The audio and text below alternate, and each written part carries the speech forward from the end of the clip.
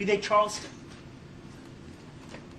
As mayor, I will lead calls to ensure that we pass the legislation necessary beyond New York, such that every New Yorker can rest assured that we need not prepare for the next iteration of this horrific mass shooting. And we know that mass shootings are sadly all too familiar for New Yorkers themselves, as we experience them whether on our street corners or even on public transit. And though we have made strides towards making this city one that is free of that gun violence, we know that there is so much work to be done. And in this moment of mourning and of grief, I want to thank law enforcement for their response to the horrific shooting on Monday and their work in keeping New Yorkers safe. I ask that in this moment we come together as New Yorkers and we remember the 4 of our neighbors that were killed, we honor their memories, and we live up to the way in which they led their lives. Thank you.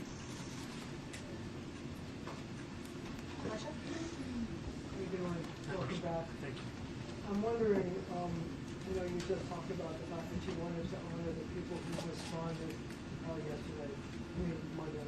And the reason I'm asking this question is I wonder if your views about the NYPD have changed over time, especially in light of this shooting, and the fact that both Governor Cuomo and Mayor Adams have criticized your past statements about the SRG, the Strategic Response Group, which did respond because they claim that you said it should be disbanded. Do you still believe that? And do you want to send any kind of a message of healing to the police department about views that you now have provided? Over the course of this race, I've been very clear about my view of public safety and the critical role that police have in creating that. Public safety that officers are tasked with delivering while we ask them to respond to nearly every failure of the social safety net. And the vision that we've put forward in this campaign, despite what others may say, is not to defund the police. It is in fact to allow those officers to respond to the serious crimes that many of them signed up to address, and to do so by ensuring that we ask them to focus on those crimes, and we ask mental health professionals to respond to calls of mental health crises. And as it pertains to the Strategic Response Group, when it was first formed, there was an intention for its use to be more akin to the manner in which it was deployed earlier this week. What we have found, however, is the city has come to rely upon the Strategic Response Group as its primary means of response to acts of protest across the city when New Yorkers exercise their First Amendment rights. And that decision in asking the members of that unit to respond to protests, as opposed to what was the stated reason, is a decision that has led to the violation of a number of New Yorkers' civil rights. And it's a decision that has been the basis of my critique of the use of the group towards that end. And what I would also say in this moment is that it is beyond me that politicians are looking to use these days to score such cynical political points on the very day that I held the father of Officer Islam in my arms, as he could not utter a single word, and as I felt him sobbing at the memory of his 36-year-old son who will never come home. To visit that family, to meet those children, to understand what this man meant to so many, and to hear from his brother-in-law that today was the day that they had timed their vacation together so that they could visit a water park in New Jersey. And that the brother-in-law's children knew they were supposed to go, Officer Islam's children knew they were supposed to go, and yet they were at home mourning a father who will never return. This is a time to honor those memories. This is a time to lead this city in coming together, not a moment to try and score the very points that turn so many New Yorkers away from politics. I just remember. Welcome. I'm sorry that you're coming back to this, as we all are. Thank you. I was actually just with former Governor Cuomo, and he was asked specifically, about a statement I believe you already made a day or two ago, that cheap political points, which you just said should not be scored in a moment like this. And he said effectively, if he doesn't like it, perhaps he should retract some of the words he has said previously, talking about police being racist or anti-LGBTQ, or that they should be defunded or dismantled. So this is a little bit of what Marcia asked, but as you've grown and reflected, and I feel, in fairness to you, you've been good about talking about growing and reflecting and always having conversations. Do you wish you hadn't said some of those things a few years back? My statements in 2020 were ones made amidst a frustration that many New Yorkers held at the murder of George Floyd and the inability to deliver on what Eric Adams, of all people, described as the right for all of us to be able to enjoy safety and justice, that we need not choose between the two. I know that Governor Cuomo is far more comfortable in the past, whether it be his own or whether it be in attacking me for tweets made before I was even an assembly member. What I have said time and time again is the campaign that I am leading, the campaign that I am asking New Yorkers to consider, is one that has been clear on its public safety approach. It's one that speaks about a desire to work with police officers. And what has been quite frustrating to me has been the inability of so many, including the former governor, to reckon with the crisis we face in this moment, where 200 officers are leaving the department every month. A leading cause of this is forced overtime. And all they have to offer, they being these politicians of the past, are the same ideas they put forward years ago. What I am speaking of is a vision that will not only address public safety, but also keep officers in this very police department, will ensure that they can actually respond to the crimes that are being committed in this city. Because as we've seen in the first quarter of this year, we were only able to resolve 35% of all of those crimes that were reported. And part of that is a reflection of asking officers to do nearly every single thing we can think of. And so I'm proud of the public safety platform we've put together. And I would say that for the former governor to have spent an entire day speaking almost exclusively about me and barely about the New Yorkers who have been killed is indicative of the very politics New Yorkers want to leave in the past. We want to honor the New Yorkers who have been taken from us far too soon. We want to know their stories. They are not merely statistics. We want to know of their smiles, their hopes, their dreams. And yet here we have a former governor calling every reporter he can find to speak about tweets. What kind of leadership is that? Hi, so welcome back. I want to ask you actually to tell us a little bit about your trip, but first if possible. You said that people need to come together as obviously in the same vein as Henry Marshall's questions, but you're saying that people need to come together. Do you bear some of the responsibility for having said such negative things about the NYPD, in some instances that their tears are hitting the world, or, are you saying you've grown since that? And are you part of the coming together? Do you need to change your message or say something different? And if so, what is that message for people about how you will support law enforcement, how you will feel towards your police officers, but also when you're in that business? Yes, absolutely.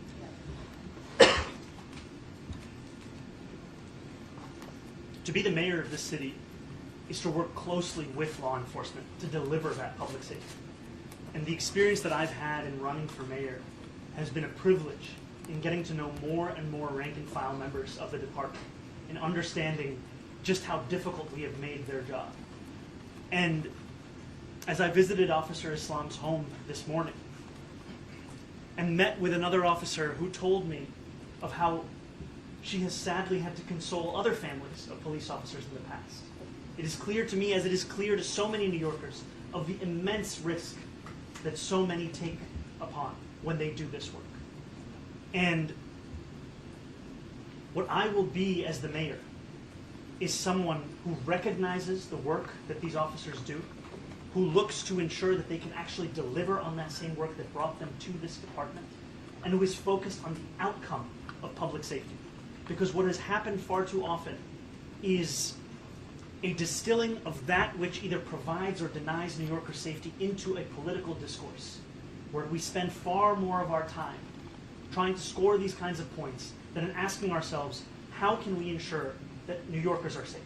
And while we have made strides in that safety, clearly we are still home to a site of a senseless mass shooting. And so there is much work for us to do here in New York City.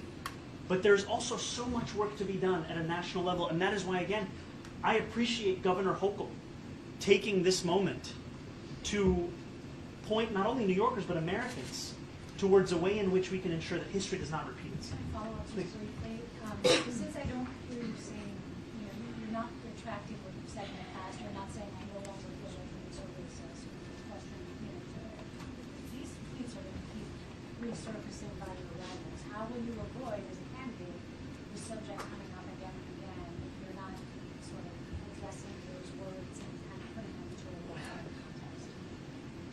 Andrew Cuomo wishes he was running against me in the past. He wishes that he was still living in the past, where he was the governor of this state. The sad reality for him is that he is running against me now in 2025. And despite his attempt at running an entire primary campaign based upon finding every tweet that he can that is in direct contradiction to the policies and the politics that I am running on, New Yorkers were able to see through that and elect me as the Democratic nominee with the most votes in the history of New York City mayoral primaries. And so if he wants to continue to try and litigate a race based upon tweets that are clearly out of step with the vision that I have, with the statements that I have put forward, then he is free to do so, because what he will find is that New Yorkers are more focused on the now and the vision that we have for the future than they are on an attempt to litigate this city through a medium of tweets. Did you want to say anything about your wedding celebration, how you spent the last couple of weeks away? It was a pleasure and a privilege to celebrate my wife Rama and my marriage in the city that I was born, Kampala, Uganda, with family and friends that have raised me, to reunite even with the doctor who delivered me 33 years ago in Nsambia Hospital, and to take a moment to appreciate all those around us who make us who we are, and to know that there may not be those same moments in the future. And this is one precious time that we had, and it was a pleasure to be there, and it is a pleasure to be home in New York City. Zohran, I wonder, hi there. Hey. Part of what the former governor brought up as well yesterday in his many comments was that comments like the ones you've made are part of the reason why the NYPD and many other police departments across the country are having a hard time recruiting officers, retaining officers, and that he believes it's language like that that has really affected the morale of departments across the nation. I guess I wonder if you could speak directly to police officers in this moment, especially the officer, the security officer that was killed, but also the police officer that was working security for that building, a young veteran of the department. Many of these young police officers feel the need to have a second job. Talk directly to police officers in the city in this moment who see the language, who see the political discourse, and wonder if that's no longer a career that they should pursue or want to be a part of. To the families of Anand and Officer Islam, and to security guards and police officers across this city, I want to thank them for the work that they do each and every day. And as we heard earlier, it is oftentimes work that is overlooked. It is work that we do not remember until moments such as this. And it is work that is difficult. It is work that inspires questions like the one that was asked by Officer Islam's mother when he went from being a school safety agent to becoming a police officer. She asked, "Why do you want to take on a job that is so dangerous?"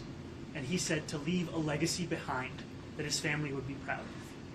And I know that that is a conversation that so many have across the city. And it is work that I truly appreciate.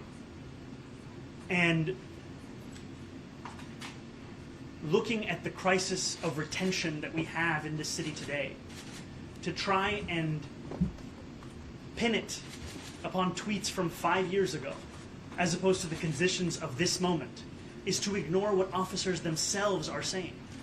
When you ask officers why they leave, one of the leading causes they cite is forced overtime, an inability to have a quality of life when they know they are actually going to come home. These are the kinds of things that we have to address to ensure that not only can we keep the officers we have on the job, but that we can also deliver on public safety. And I ask that in our focus on this, we remember the officers themselves and not the discourse that is had as if it is in the interest of those officers, when often it is motivated by partisan politics. Are you going to go to the funeral of Officer Islam? And also, when you talked to his family today, did any of them bring up any of these concerns, the tweets, your past policies on the NYPD? Did any of that come up? None of that came up. They thanked me for coming to their home. You know, his brother-in-law, Officer Hassan, who is serving as the spokesperson for the family, told me that in fact he and Officer Islam had seen me once in person at Eid prayers. And they had wanted to say hello, but there were too many people in between and they never got the chance. And Officer Hassan invited me to the funeral tomorrow, an invitation that I will take him up on and I will attend. And they are a family that deserve the support of this city. They deserve the support of our leadership, and they deserve to be at the center of this story. Their pain, their sorrow, their heartbreak at a man who was the glue of their lives. I cannot tell you what role he played in this community. His family lives across Parkchester, Astoria, Jamaica, a family that has celebrated him for years, that has looked to him as a person they can all count on. He had been asked by a family friend if he could help them simply attend a viewing of a home, the potential that this person could purchase their first home. And he said yes, in spite of the fact that he's working 2 jobs, in spite of the fact that he's a father of 2, soon to be one of 3, in spite of the fact of all the responsibilities he had. And that same friend called today in tears to the family. That not only had he lost a friend, that he had lost a guy, a brother, a bhaiya. And it is a sorrow that none of us can ever truly know, but it is one that we must, at the very least, attempt to understand. And that was your first stop after coming back from Uganda. Talk to me about that. You've had security concerns. Did you fly commercial? Did you fly private? I know the Post reported on extra security at your wedding celebration. Was that a heightened sense of security, and did you have any issues going through customs? My life is sadly not the one that it was. There are far more threats, and with that comes precautions that I wish I didn't have to take, though they are also precautions that I am immensely grateful for, especially in the example of the NYPD detail that I have here in New York City. And yes, I flew commercial, economy, both ways, and I did not have issues getting through customs, though I was prepared for the potential of those issues. And that is a sad reality of living in our president's United States. And as you said, I traveled directly to visit the family. I had called them in advance to ask if that was something that I could do. They had welcomed me into their home. They refused to let me leave until I had breakfast with them. They are an embodiment of so much of what makes this city the one that we love. And it is not lost upon me that both Officer Islam and Alain Etienne were immigrants who came to this city in the hopes of a better life. Immigrants whose own sacrifices made it possible for their own family members to have better lives. You heard from Alain's brother speaking of how he was able to become such a prolific filmmaker because of his brother's work as a security guard. I heard from members of Officer Islam's family of how a man with already so many responsibilities was still eager to help those who were in need. And as I've made calls to either the family or colleagues of all of the victims, I've heard time and time again of a sorrow and a heartbreak of lives that were cut so short. No matter if they were 27, if they were 36, or if they were in their 50s, we are speaking of New Yorkers who had so much left to offer the world and who leave behind families that cannot fully comprehend what it means to live in this world without them. Yeah, Liz? You talked about the SRG as originally being created for, I guess, emergency responses as opposed to dealing with protests and civil unrest.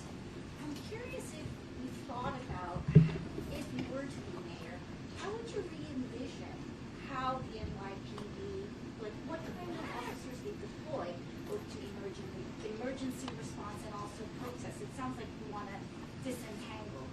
I think what we saw on Monday was an example of how we would want a response to look like to an emergency. What we also see, however, in this city is the treatment of protest as if it requires the same. And New York City is a city that is proud of its history with protests and its exercise of the First Amendment. And what we have seen, however, is an inability to follow the rules and regulations that protects the rights of all those New Yorkers who exercise them. And what I am interested in as an outcome is how to live up to that city where New Yorkers need not choose between safety and justice, where both are delivered. And that means abiding by the rules that we've seen on kettling.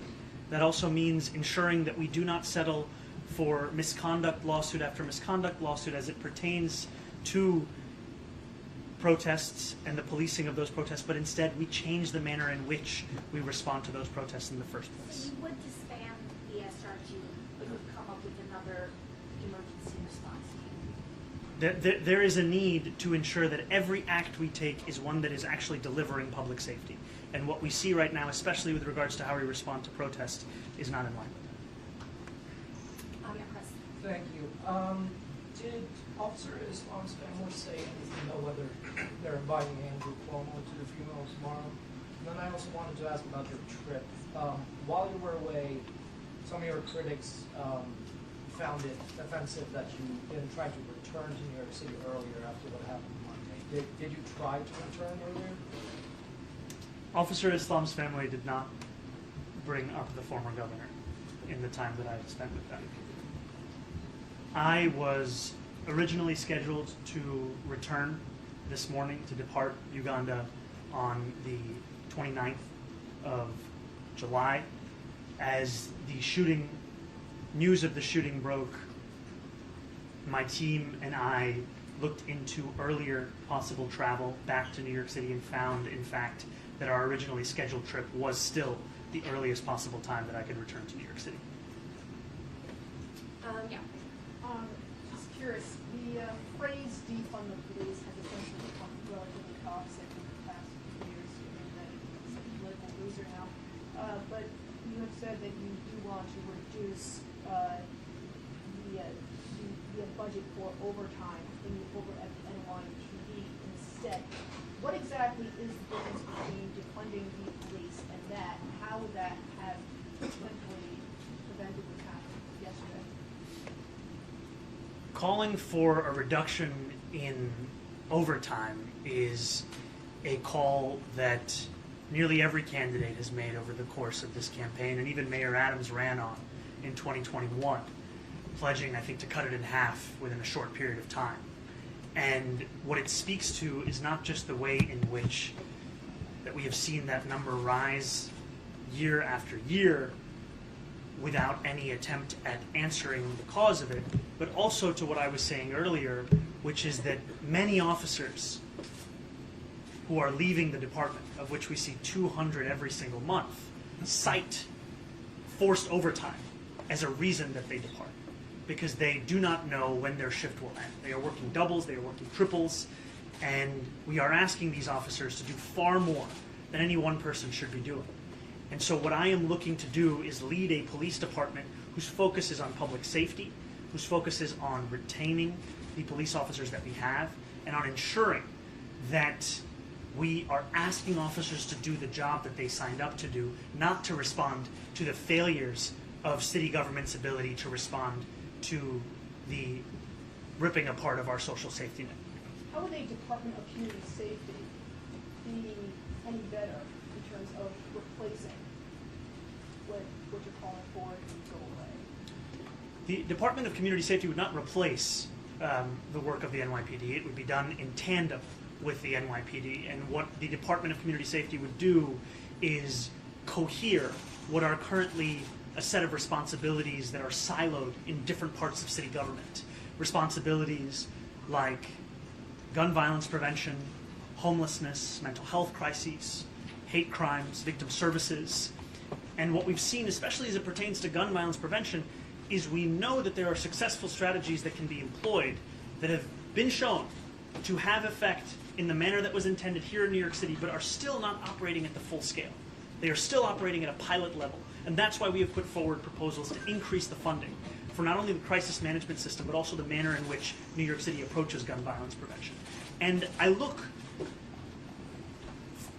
to inspiration for what other police departments have done elsewhere in the country, where we have seen a police chief describe the manner in which, to use his words, hugging the cactus allowed the police department to focus on serious crimes. What he meant by that was coming to terms with the fact that the incredible number of mental health calls that the department was being asked to be responsible for was prohibiting them from responding to the very crimes that they had all signed up to respond to.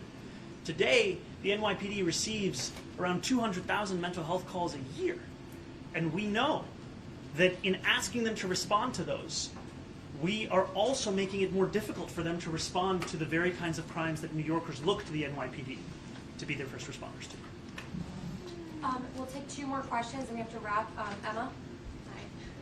Hi. So can you take us, were you asleep when the shooting happened? Were you awoken during the night? And then in those hours afterwards, I think it was like 3 or 4 in the morning where you were, did you speak with the mayor, the police commissioner? It sounds like you spoke with the families before you got on the flight. I was awoken by a member of my team, Morris Katz, around 4 a.m. local time in Uganda, and informed of the news of the shooting, soon after which we put out a statement. In the day that followed, I spoke to a number of New Yorkers, including families and or colleagues of victims, conversations that continue through this day. And I've not spoken with the mayor at this time. What about the police commissioner? I've had a brief conversation with the police commissioner. Okay, last question, Morgan. Hi, thank you so much for taking questions. So I just wanted to follow up. There was some tweets that have been surfacing, and one of them you say that nature is healing, quote tweeting one that where a cop is crying, was kind of asking about it before. I just think when some people see these tweets, a lot of people in New York City have family members who are law enforcement, and it seems to be mocking in mental health of cops, where mental health for cops is already on the rise, especially those struggling with mental health. So I just wanted to give you a chance to respond and really show and explain exactly, what are your going to be intentions to maybe help with the mental health of police officers, and exactly with those statements, could you help clarify, help explain, why you said what you said and what you hope to say in the future?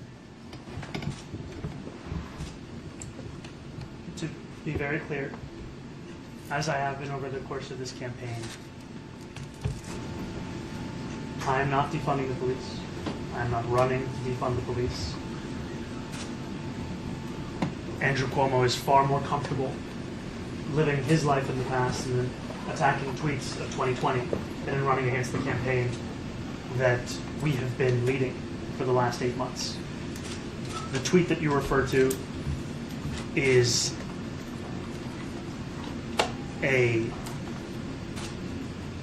tweet that is out of step with the way in which I not only view police officers, the immense work that they do in this city, but also the seriousness with which we need to treat that work and the difficulties that come with that work. And so much of what I've shared today has been out of a vision of how to deliver on that which motivated so many to join the department.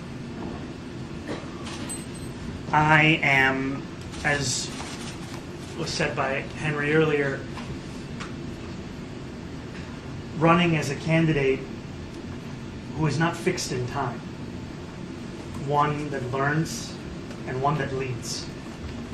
And part of that means admitting, as I have grown, and part of that also means focusing on the people who deserve to be spoken about. Because our politics too often creates incentives to spend moments of mourning discussing other candidates, when in fact, many of these victims have not even been buried yet. We are speaking of families who are organizing funerals. And these families' focus is solely on those that they have lost. And we have seen that what they deserve is a moment of empathy, of support, of honor. And what they deserve in the future is one of leadership that seeks to embody those things while ensuring that our focus is on delivering that public safety. And that is who I will be as the next mayor. Thank you, everybody.